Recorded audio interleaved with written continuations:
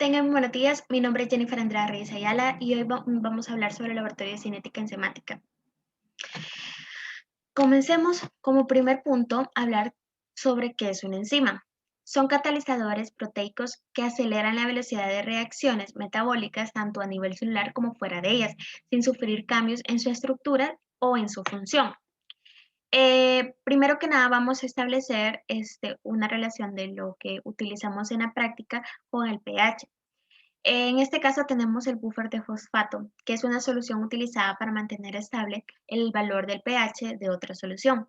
La mayoría de soluciones del buffer deben controlarse en factores como el tiempo, luz, humedad y temperatura para mantener estas soluciones en óptimas condiciones. Cabe recalcar que el buffer de fosfato debe de estar en un pH de 6.8 a 7.4 aproximadamente para poder estar el pH óptimo. Vamos a clasificar los buffers de fosfato. Por ejemplo, el de 5.4 se va a clasificar como ácido. Asimismo, el de 6 se va a clasificar como ácido. El de 7.4, perdón, el de 6.8 se va a clasificar ligeramente ácido, así como el de 7.4 ligeramente ácido. Y el pH de 8.0 se va a clasificar como base. En el segundo tenemos al almidón, al 2%. Él es un carbohidrato dietético, más importante en lo que es cereales, papas, legumbres, entre otros. Químicamente estamos hablando que es un polisacárido constituido como homopolímero de glucosa. En el tercero tenemos amilasa. Es una enzima hidrolosa y su función es que cataliza la hidrólisis de enlaces alfa. La glucosídicos en los polisacáridos, tales como está en el almidón, en glucogénico. Esto va liberando así la glucosa y la maltosa. La amilasa realiza su actividad adecuadamente cuando la temperatura y el pH son óptimos para realizar su reacción. Tenemos el cloruro de sodio. En presencia de cloruro, la actividad enzimática de la amilasa aumenta al agregar el cloruro de sodio. Los aminoácidos de cloruro se unen al sitio activo, aumentando las actividades enzimáticas. Cabe recalcar que el cloruro de sodio se utilizó en la práctica para poder diluir la saliva. Tenemos el yoduro de potasio o Lugol. Este se utilizó para identificar al almidón, ya que al poner el almidón en contacto con unas gotas de Lugol se torna en color azul violeta. Cuando se va decolorando, eso quiere decir que el almidón se está hidrolizando.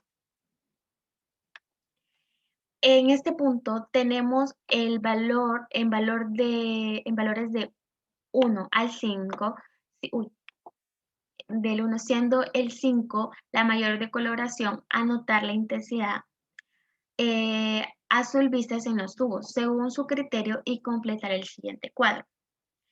Cabe recalcar que aquí tenemos los 5 tubos.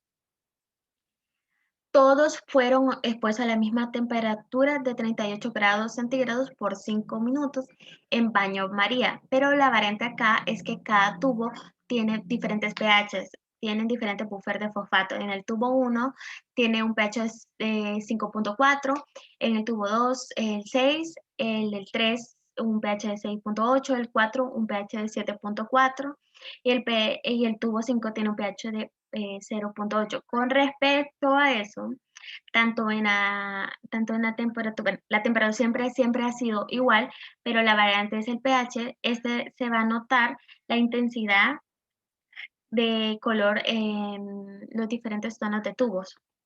Vemos acá como los tubos que tenemos en la práctica es el que más se nota que es el azul. Este es el Lugol, ya que tiene la presencia todavía de Lugol. Pero en el último tubo, con el pH de 8, aquí hay una decoloración de total, porque ya no hay presencia de almidón, ya que aquí se realizó ya la reacción, ya hubo lo que es la actividad enzimática, y se hizo la hidrólisis del almidón. Aquí podemos ver la gráfica con los valores. La velocidad de reacción la vamos a ver como la intensidad del color que se presentaron en los tubos. En el primer tubo tenemos con un pH de 5.4, tiene una velocidad de reacción de 1, porque la intensidad todavía la tiene presente. En el tubo 2 tenemos como pH de 6, su velocidad de reacción es 2. El tubo 3 con pH de 3.8, su velocidad de reacción es de 3. El tubo 4 con pH de 7.4 tuvo la velocidad de reacción 4, y el último tuvo su reacción de 8, tiene velocidad de reacción de 5. Eso demuestra que era una decoloración total. También tenemos aquí, suponiendo que los tubos fueran preparados de la misma manera, pero antes de colocar el UOL se colocaran diferentes temperaturas por 5 minutos, ¿qué cambios de color en reacción a la velocidad de reacción esperaríamos? Bueno, pues acá los cambios van a ser muy diferentes que en los otros tubos, dado que siempre van a haber diferentes pH en cada tubo, pero aquí va a afectar bastante la temperatura en los tubos, porque debemos de entender que si al aumentar la temperatura se va a acelerar la reacción y a bajar la temperatura, la reacción va a ser más lenta, o sea, va a costar más que muestre una reacción. Pero cabe recalcar que si nosotros aumentamos mucho la temperatura, o sea, llegar a una temperatura demasiadamente alta, podemos causar que la enzima pierda su forma, o sea, se pierda y deje de trabajar y cumplir su función, es decir, pierde su actividad biológica. Acá vemos el gráfico con la velocidad de reacción que tuvieron cada uno de los tubos, como les mencioné. Acá más influyó lo que es que cada tubo se colocó a diferentes temperaturas. Entonces, el tubo con un pH de 5.4 a una temperatura de 4 grados centígrados tiene una intensidad de color de 2, la velocidad de reacción, y el tubo con pH 6 que se coloca a una temperatura ambiente, su velocidad de reacción quedó a 3. Y en el tubo número 4 de pH, el pH es de 6.8 a 38 grados centígrados, su velocidad de reacción quedó en 4. El tubo de pH de 7.4 a 38 grados centígrados, que su velocidad de reacción de 5, que fue como que se, su reacción fue más, favoreció el pH y la temperatura para que se pudiera decolorar más.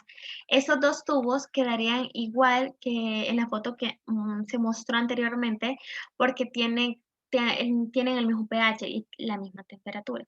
En este caso, el último tubo con pH de 8, pues puso una temperatura de 100 grados centígrados, aunque es demasiado de temperatura, ese sobrepasó y quedó siempre con su enzima, pues su trabajo no se realizó, por lo tanto quedó en una velocidad de reacción de 1. Ahora bien, tenemos acá, vamos a explicar lo que es el pH óptimo y la temperatura óptima. En el pH óptimo, cada enzima posee un pH característico donde se puede realizar su función. Cualquier variación del mismo puede afectar la acción enzimática y asimismo la velocidad de reacciones químicas. Y la temperatura óptima se denomina temperatura óptima a la temperatura de la cual se observa la máxima enzimática. Muchas gracias.